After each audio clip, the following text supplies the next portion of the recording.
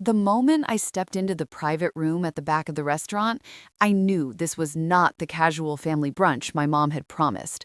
The lights were too bright, the table too spotless, and a thick stack of paperwork sat in the center beside a pen that did not belong to me.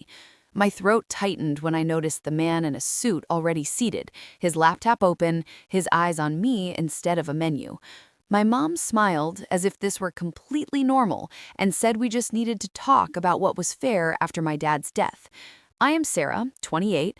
I work remotely in tech, and I know enough about contracts and online banking to recognize a setup when I see one.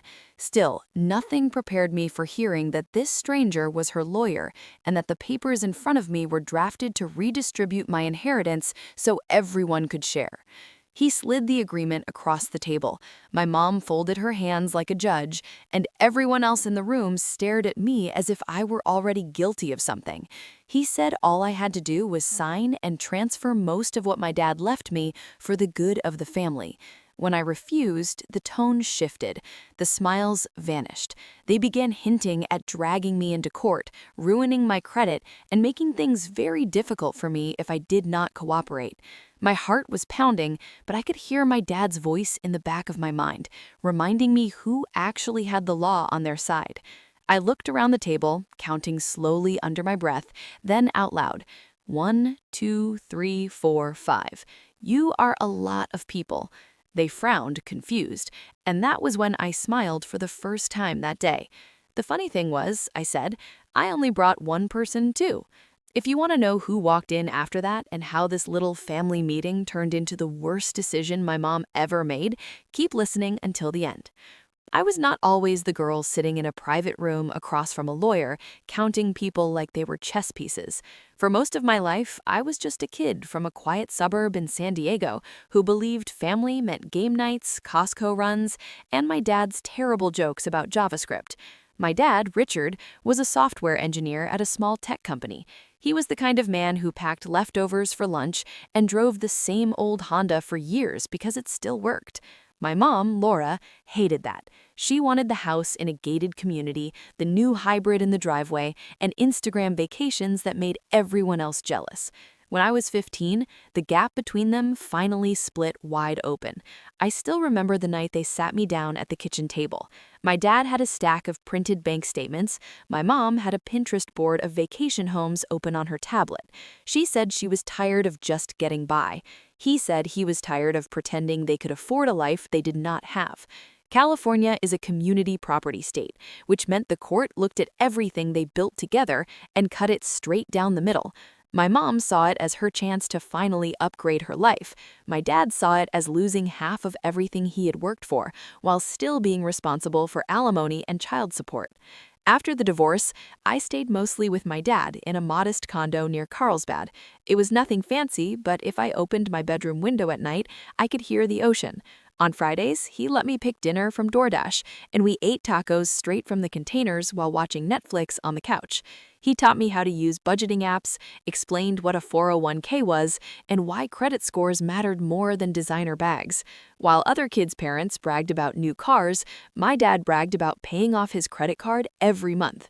My mom, meanwhile, moved up the coast to Orange County and seemed to reinvent herself overnight. She married Victor, a charming real estate agent who specialized in selling homes that looked like they belonged on television. Suddenly, her Facebook was filled with photos from backyard barbecues and wine tastings. She had 2 new kids in her life, Mia and Ethan, and they all wore matching outfits in their Christmas photos. I was technically still her daughter, but most days I felt like a guest star in the perfect family she was trying to build. Every time I scrolled past her posts, it was the same thing. So proud of my amazing family, blessed, living my best life.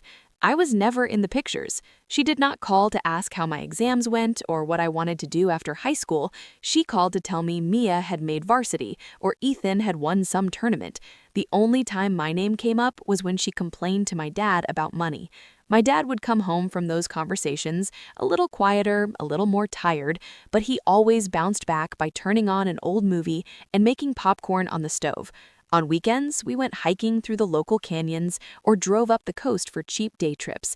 He would point out houses perched on the cliffs and say, people get obsessed with these, but they still go to bed with the same problems as everyone else. He kept our life simple, but it felt honest. At night, when I worried that I was somehow the reason everything fell apart, he would sit on the edge of my bed and tell me, you don't owe anyone your future just because they share your last name. Build something real, something that belongs to you. Those words sounded dramatic back then, like something a movie dad would say. I didn't know he was quietly meeting with a lawyer, updating paperwork, and making sure that if anything ever happened to him, I would not be at the mercy of my mother's idea of fair. I thought the worst part of my life was already behind me once the divorce was finalized, and everyone moved on. I had no idea that one late-night drive on the I-5 years later would take my dad away and turn those quiet money lessons into a full-blown war over everything he left me. When you grow up with a dad who double-checks every seatbelt and reroutes around traffic just to be safe, you never think a car accident is how his story ends. But that's exactly what happened. One rainy Tuesday night, he was driving down the I-5 after staying late at the office to finish a release. A drowsy driver drifted across lanes. There was a chain reaction, and by the time the highway patrol called me, my dad was already gone. The world went silent in that way it does when someone pulls the plug on your entire life. The funeral was small and simple, just like he would have wanted. A few coworkers from his tech company, a couple of neighbors from the condo building, and me standing there, trying to breathe through the knot in my chest. My mom showed up dressed in black, like a movie widow. Victor stood at her side, with Mia and Ethan positioned slightly behind them, like props. She cried loudly enough for everyone to hear, hugging people she had barely spoken to in years, and telling anyone who would listen how heartbroken she was. I stood next to his urn, thinking, you did not love this man. You loved the life he could not give you. After the service, while people were still drifting toward the parking lot, a woman in a navy blazer and practical heels approached me. She introduced herself as Elena, my dad's attorney. We sat at a metal picnic table outside the church, the air heavy with the scent of flowers and coffee. She explained that my dad had been very thorough, that he had updated his will more than once after the divorce, and that he had been concerned about potential pressure from my mother. That was her polite way of saying he knew my mom would come for his money the second he was gone. According to the will, everything that was unquestionably his separate property after the divorce, along with the assets he had built since, went to me. The condo in Carlsbad, his tech stocks, some Apple, some index funds, his IRA and 401k rollovers. It was not billionaire money, but it was the careful, solid wealth of a man who had spent his entire life being responsible. I should have felt guilty hearing that it all went to me. Instead, I felt sad and strangely proud, like he had managed to protect me even from beyond the grave. Elena explained the California probate process, how the court would validate the will, oversee the transfer of assets, and ensure no one could challenge it without legitimate grounds. She looked me directly in the eye and said, "Your father was very clear, Sarah. He wanted you to have control of your future without interference." The word interference hung in the air like a storm cloud, and right on cue, my phone buzzed. It was a text from my mom. A long paragraph about how we needed to talk, how my father would want me to think about the whole family, how we should handle his estate like adults. She did not ask how I was holding up. She asked when we could discuss numbers. At first, I tried to give her the benefit of the doubt. I replied politely, said we could talk once probate was underway, and mentioned that Dad had an attorney.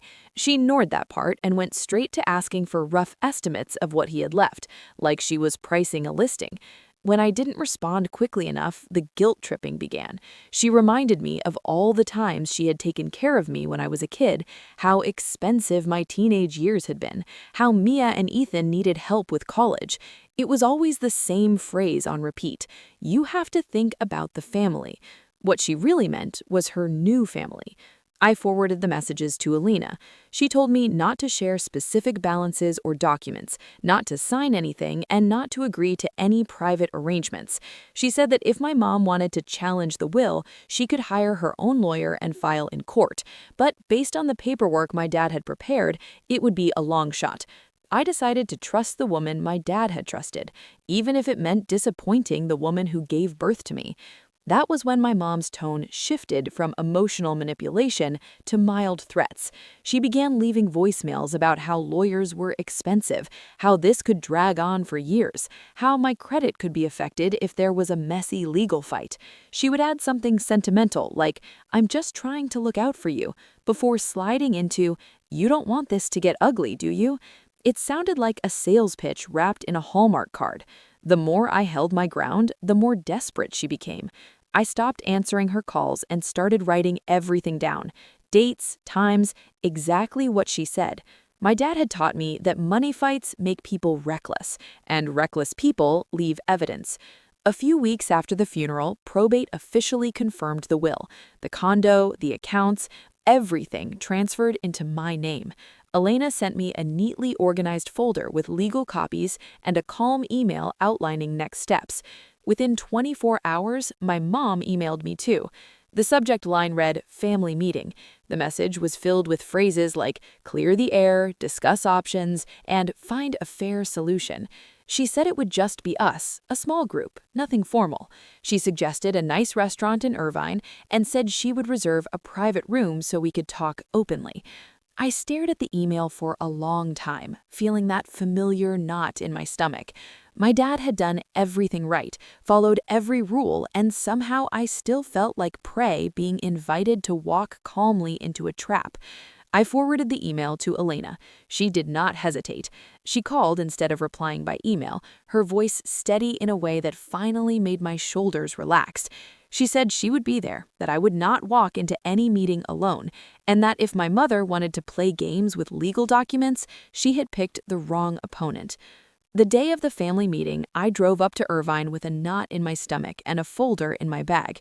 Inside were copies of the will, the probate confirmation, and a notepad listing dates and summaries of every voicemail and guilt-soaked text my mother had sent since the funeral. It was my small shield of paper against years of being told I was ungrateful whenever I didn't give in. We agreed on a simple plan. I would go in first, see who was there, and see what they put on the table. Elena would wait nearby and come in once I texted her. That way, my mom couldn't spin it as an ambush, even though that was exactly what she had planned for me. The restaurant was the kind of place with awkwardly quiet music and water glasses that never seemed to empty. A hostess led me past couples on dates and business lunches to the back, where a frosted glass door marked private was already closed. My heart thudded against my ribs as I stepped into the room I described at the beginning of this story. My mom sat at the head of the table in a black blouse, posture perfect, like she was chairing a board meeting. Victor sat to her right in a blazer that looked expensive but a little too tight, as if he had grown into a different version of himself than the one who bought it. Mia and Ethan were there too, seated across from the man in a gray suit with a sleek laptop open in front of him. No one had menus. There were only pitchers of water, a neat stack of papers, and a pen aligned precisely on top. "Sarah, you made it," my mom said, as if I had arrived early to help set up for a party. "We just want to talk." The man in the suit stood and offered his hand. He introduced himself as Daniel, an attorney, helping the family explore options regarding your father's estate. The way he said family made it sound like everyone in the room had lost the same thing I did, like we were all equals simply dividing shared grief. I sat down slowly and noticed the top page of the stack in front of me. My name was printed on it, surrounded by more legal language than any normal person would willingly read over brunch. Words like redistribution, voluntary agreement, and irrevocable. My stomach flipped. "Before you panic," my mom said, leaning forward with a practiced, sympathetic expression, "we just want to make sure everyone is provided for. Your father's will didn't consider the reality of the family." Things are different now. She gestured toward Mia and Ethan as if they were line items in a budget. College is expensive. Life is expensive. This is about fairness. Daniel took over, explaining that the document was a family settlement agreement that would allow me to transfer a reasonable portion of the inheritance into a shared trust. Reasonable, according to the numbers printed in stark black ink, meant about 65%. He said it in the same tone someone might use to suggest splitting a check. I kept my face neutral, but inside I could feel the heat rising. My dad had worked overtime, driven that damn I-5 at night, skipped vacations for years, and now I was being told that honoring his choices was selfish. "No one is trying to take anything from you," my mom added, which was almost funny considering the contract existed for the sole purpose of taking things from me. "We just don't want this to become a long, ugly legal fight. That would hurt your credit, your future. This way, we handle it privately, like adults." I thought about the texts she had sent, the voicemails where her voice sharpened every time she said the word fair. I thought about my dad sitting on the edge of my bed, telling me I did not owe anyone my future. I took a breath. "So," I said carefully, "if I don't sign this, what happens?" The temperature in the room dropped a few degrees. Victor shifted in his seat. Mia stared at the table. Ethan kept looking at his phone, like he wished he were anywhere else. Daniel folded his hands and gave me a look that might have been meant to pass for kind. "Then this could become complicated," he said. "Your mother could contest certain aspects of probate. There could be long delays, legal fees, public records. It might impact your credit or your ability to move quickly with the assets. Conflict is stressful. We're trying to avoid that." My mom jumped back in, her voice tightening just enough for the mask to slip. "We're giving you a chance to show you care about this family. You're not the only one who lost something, Sarah. Mia is applying to colleges. Ethan has his whole future ahead of him. We're asking you to do the right thing." I looked at each of them, the lawyer ready to bill by the hour, Victor, who had married into my mother's hunger for status, two teenagers who had grown up in a world where I was a footnote, and my mother who could cry on command and talk about love while pushing a pen toward my hand. I could feel my pulse in my fingertips, but my voice came out calm. "How many of you are there again?" I asked softly, mostly to myself at first. My mom frowned. "What does that have to do with anything?" I let my gaze move slowly around the table, as if I were counting place settings. "1," I said, nodding toward my mom. "2," to Victor. 3, 4. I paused on Mia and Ethan, then looked at Daniel. 5. The room went quiet except for the low hum of the restaurant outside the door. "You're a lot of people," I said, finally, meeting my mom's eyes. Confusion crossed her face, then irritation. "Sarah, this isn't a joke." I smiled, and for the first time since I walked in, I felt something other than fear. I felt ready. "You're right, it's not." I reached into my bag, pulled out my phone, and tapped a single word I had already typed into a draft before I arrived. Then I set the phone face down beside the untouched pen. "Funny thing is," I added, "I only brought one person too." A soft knock sounded on the door seconds later, sharp and precise. The hostess opened it just enough to let a woman in a navy blazer step through, a familiar folder in her hand, and a calm, professional smile on her face. "Hi, Laura," Elena said politely. "I hear you wanted to talk about Sarah's inheritance." After that meeting, my mom stopped pretending to be hurt and started acting like someone who had just lost a bid on a very expensive house. She walked out of the restaurant stiff and silent, Victor at her elbow, her lawyer muttering something about revisiting options. Elena and I stayed behind for a few minutes, just long enough for my hands to stop shaking. She told me I had handled it exactly right, that I had every legal right to say no, and that if my mother tried anything else, we would deal with it. I wanted to believe that was the end of it. For about 3 days, my phone stayed quiet. No guilt-tripping texts, no long voicemails. I almost let myself believe that the shock of a real attorney walking in had scared my mom straight. Then the messages started again. Colder this time. She sent a long text about how disappointed she was, how ashamed my father would be, how money had changed me. She hinted that if I kept being stubborn, I might regret how complicated things could become with accounts and paperwork. It did not sound like a threat of more brunch meetings. It sounded like a warning from someone who had finally accepted she could not get what she wanted by asking nicely. I forwarded everything to Elena. She told me to keep every message and not respond. Then she added something that made my stomach twist. If she can't move you emotionally, she might try to move you financially. That night, I sat at my kitchen counter with my laptop open and went through every account I owned. I changed passwords, turned on two-factor authentication for my bank and investment apps, reviewed security questions, and froze my credit with all three major bureaus. It was the grown-up version of barricading the door, one app notification at a time. My dad used to say, "In this country, your data is worth more than the cash in your wallet." I never really felt the weight of that until I was clicking through security settings with my heart pounding, imagining my mother whispering my childhood address and my first pet's name into some login screen. A few days later, I received an email that looked exactly like the kind my bank usually sent. Same logo, same colors, same subject line template. Important action required. The only reason I hesitated before clicking was because the timing felt wrong. I had just updated my security, and the universe is rarely that precise. I hovered over the link instead of clicking. The URL was close, but not quite right, the kind of fake domain you only notice if you are already suspicious. My skin went cold. Someone had not just guessed my bank, they had paid attention. I called the bank directly using the number on the back of my card. They confirmed they had not sent any security emails that week, and that there had been at least one failed login attempt on one of my investment accounts. The representative helped me lock everything down even further, then advised me to file a report with local law enforcement and the bank's fraud department. It felt surreal to sit in my small living room, Netflix paused on a forgettable sitcom, explaining to a detective over the phone that my own mother might be trying to fish her way into my inheritance. He suggested I also submit a complaint through the FBI's Internet Crime Complaint Center, IC3.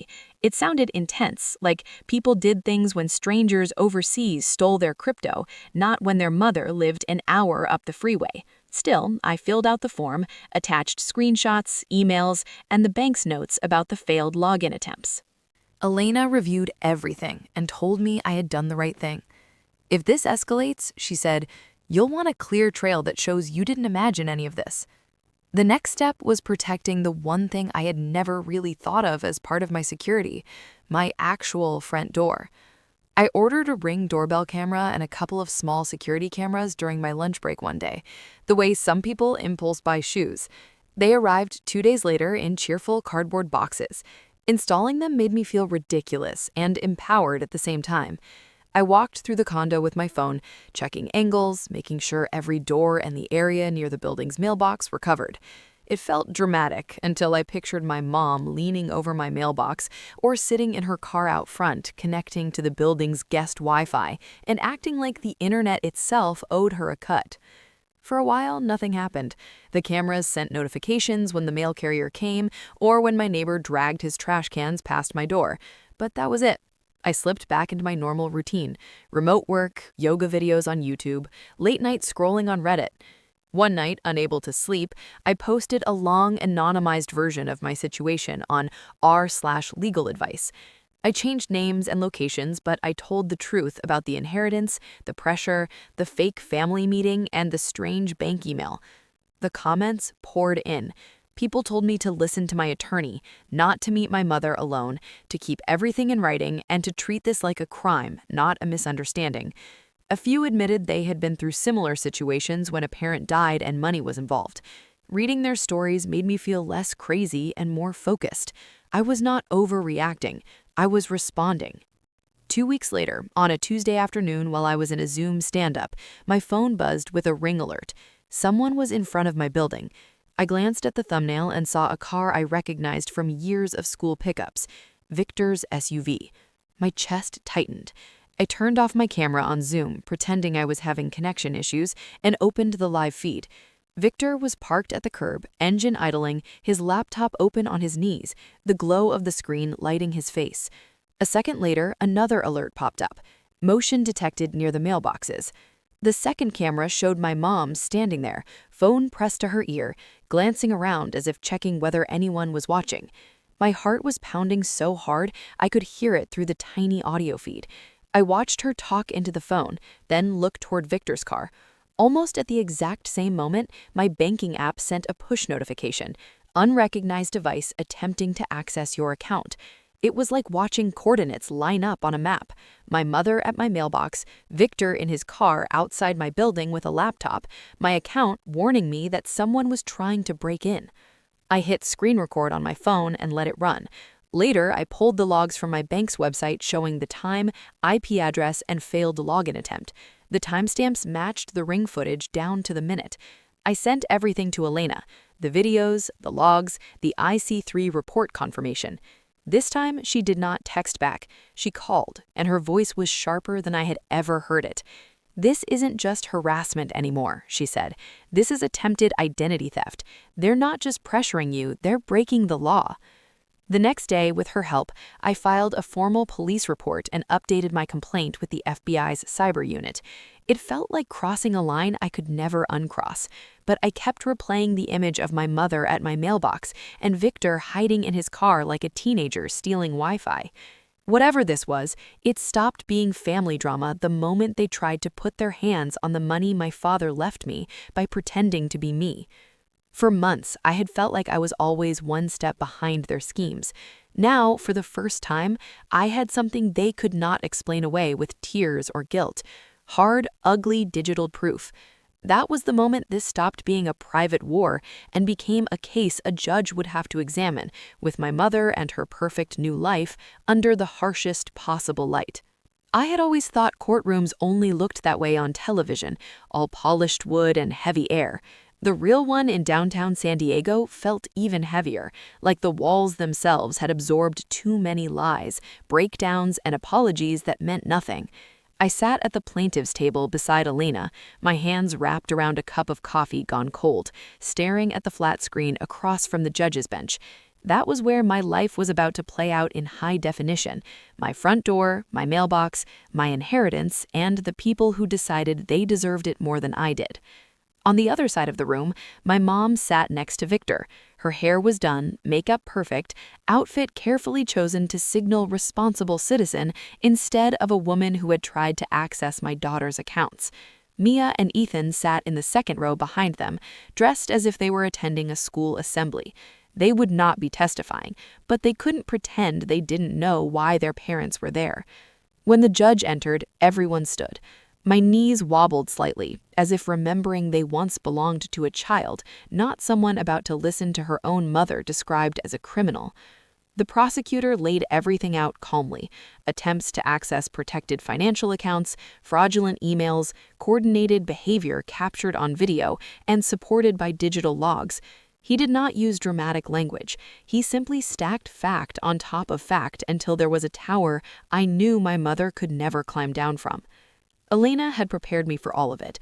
I had reviewed the exhibits in advance, but watching the screen flicker and seeing my front door from the perspective of that small camera still made my stomach twist. The video showed the date, the timestamp, that dull gray afternoon.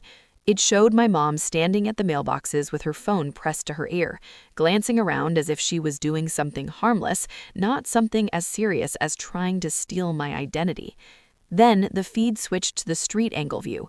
Victor sat in his SUV, laptop open, the blue-white glow lighting his face as his fingers moved across the keyboard. There was a fractional delay, and the prosecutor explained why. At that exact moment, my bank logs recorded a failed login attempt from an unfamiliar device.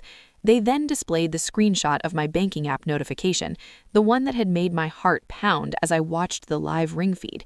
The timestamps aligned almost perfectly. It felt like watching a crime documentary where the villain was played by your own family. Their lawyer tried to spin it. He claimed there had been a misunderstanding, that my mother had merely been checking paperwork, that Victor had been helping with online access, that they believed they were logging into an old joint account from the marriage. He tried to frame me as paranoid and resentful, creating drama out of grief and confusion. I sat there and listened because I knew what was coming next. Elena stood up, calm and precise. She reminded the court that the will had been fully probated, that my father's accounts had been in his sole name and then transferred to mine. No joint access, no gray area. She presented the emails, the fake bank link, the IC3 complaint, the messages where my mother hinted that accounts and paperwork could become complicated if I did not cooperate. She played one voicemail where my mother's voice slipped just enough to reveal the threat beneath the sweetness. By the time I took the stand, the story was already clear. My job was not to perform. It was simply to tell the truth in the same steady way my dad would have explained a bug report. I described the family meeting, the settlement agreement they had tried to force in that private room, the pressure, the threats, the sudden appearance of phishing emails after I refused. I explained how I had changed passwords, frozen my credit, contacted my bank, and been told there were failed login attempts. I described watching the ring footage in real time and feeling each piece click into place. The prosecutor asked how it felt to realize my own mother was behind it. My throat tightened, but I answered honestly. I said it felt like watching someone reach into my chest and try to take the last piece of my dad I had left. When everything was finally submitted and both sides had said what they needed to say, the judge spent a long time flipping through the paperwork. You could feel the room holding its breath. My mother stared straight ahead, her face tight, eyes shiny in a way I no longer trusted. When the judge spoke, his voice was steady, almost bored, but the words landed like a hammer. He said the evidence showed clear attempts to gain unauthorized access to my accounts using deceptive methods. He explained that using personal familiarity and prior knowledge to impersonate someone is not a family misunderstanding. It is fraud. He acknowledged that no large sums had been successfully taken, but that did not erase the intent or the effort. He found my mother and Victor guilty of charges related to attempted identity theft and fraud. He did not hand down a dramatic television-style prison sentence. Instead, he did something that in the real world can last much longer. He imposed a heavy fine, tens of thousands of dollars, along with restitution for my legal costs. He placed them on probation, meaning every financial move they made for years would be monitored. He ordered them to complete a financial crimes program. Then he granted the restraining order Elena had requested, barring them from contacting me directly or indirectly for 5 years, from coming near my home or workplace, or from interfering with anything tied to my name. He also noted Victor's real estate license and referred the case to the licensing board. I saw the exact moment Victor understood what that meant. His shoulders slumped, as if someone had just removed a critical piece from the board. No license, no luxury listings, no easy commissions to fund the lifestyle my mother had carefully curated online. What surprised me most was not the legal outcome. It was the silence afterward when we stepped into the hallway. There were no dramatic screams or flying accusations. My mother did not chase me to beg. She stood there, staring at a spot on the floor, her carefully arranged life collapsing in ways she could not fix with a filter or a caption. For years, she had posted about being blessed. Now she avoided everyone's eyes, as if she finally understood that blessings are not something you steal from your own child. I walked past her without stopping, not out of cruelty, but because there was nothing left to say that the judgment had not already said better. For the first time since my dad died, the ground beneath my feet felt like it belonged to me again, not to my mother's version of family, not to her hunger for control, but to the girl my dad had raised to understand that real value is something you protect, even when the person trying to take it shares your last name. In the weeks after the verdict, my life did not suddenly transform into some glossy after picture, but for the first time in a long while, the silence in my condo felt like peace instead of loneliness. I woke up without checking my phone in a panic, no longer half expecting a new threat or a guilt-soaked voicemail. The only notifications were ordinary ones: Slack pings from work, emails from my manager about a new sprint, reminders from my budgeting app. My accounts were secure. My doorbell camera showed nothing more dramatic than Amazon packages and my neighbor walking his dog. It was strange how ordinary safety looked once I finally had it back. With the legal mess behind me, Elena helped me sit down and go through everything my dad had left, not as targets on a map, but as tools for building a real future. We shifted some of his carefully chosen tech stocks into broad index funds, set up an emergency fund, and created a retirement plan that would have made him proud. Instead of feeling guilty every time I opened my banking app, I began to feel capable, like I was not just holding on to what he gave me, but actually growing it. I kept my job in tech, working remotely from the same condo we had once shared. Some mornings, I sat at the small dining table with my laptop, coffee from the drive-through Starbucks down the street, and looked toward the empty chair where he used to sit with his own mug and a stack of printed code. It still hurt, but in a clean way, like a scar that had finally healed over. Therapy helped with the rest. I found a counselor who specialized in grief and family trauma, someone who did not flinch when I said, "My mom tried to steal my inheritance," out loud. We talked about boundaries, about how family is meant to protect you, not strip you for parts, about how I could carry my dad's memory without carrying every bad decision my mother made. Slowly, the knot in my chest loosened. I realized I had spent years trying to earn a place in a version of family that had never truly included me. Losing that fantasy hurt less than I expected. It was like waking up from a dream where you were always the extra chair at the table. I started showing up in different places instead. A local yoga studio where no one knew anything about my last name, only that I always grabbed a mat by the window. A community meetup for women in tech who traded stories about bad code and worse bosses, but also about supporting each other's careers and goals. Online, I drifted away from doom scrolling and toward communities that actually helped people. I messaged a moderator on a personal finance forum and asked how I could give back without oversharing. Together, we cleaned up my old anonymous post on legal advice and turned it into a cautionary story: how to document financial abuse, how to protect your accounts, how to recognize when family conversations about money cross the line into manipulation. With part of the restitution and a portion of my inheritance, I made a donation to an organization that supports victims of identity theft. It felt right that some of the money my mom had tried to steal ended up helping people whose lives had been torn apart by the same kind of crime. I did not announce it on social media. I simply saved the confirmation email in a folder labeled "Dad would like this." As for my mom, the consequences the judge imposed did exactly what they were meant to do. The fines and legal fees forced her to sell the large house she once bragged about online. Victor's licensing issues meant fewer deals, less income, fewer posts about closing another dream home. Their Instagram feeds slowed, then shifted from champagne and sunsets to vague quotes about starting over and learning who really has your back. None of those posts mentioned my name. The restraining order kept them out of my inbox and away from my front door.